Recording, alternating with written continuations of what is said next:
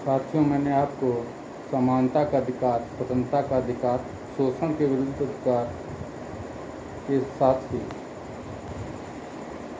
धार्मिक स्वतंत्रता का अधिकार आज बताया था। संस्कृति तथा शिक्षा संबंधी अधिकार अनुच्छेद 29 और 30 में वर्णित है। संवैधानिक उपचारों का अधिकार अनुच्छेद 32 में वर्णित है।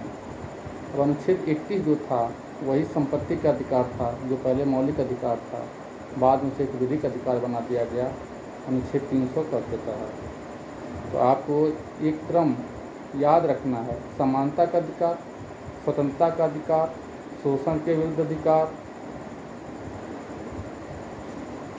किस किस अनुच्छेद में है, यह भी क्रम याद रखे जाना है। समानता का अधिकार अनुच्छेद 14 से 18 तक है।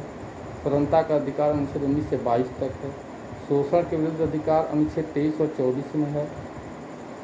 धार्मिक स्वतंत्रता का अधिकार अनुच्छेद 25 से 28 के है अंदर है निहित है।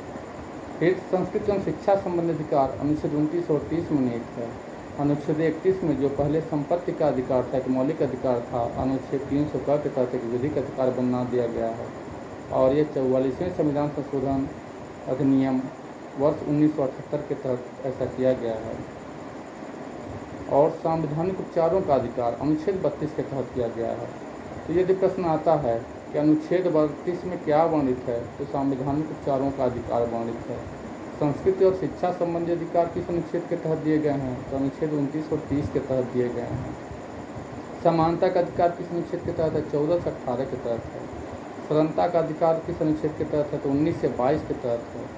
शोषण के विरुद्ध अधिकार किस अनुच्छेद के तहत है, तो 23 और 24 के तहत है। संस्कृति एवं शिक्षा संबंधी अधिकार पूछ दिया तो अनुच्छेद 29-30 है।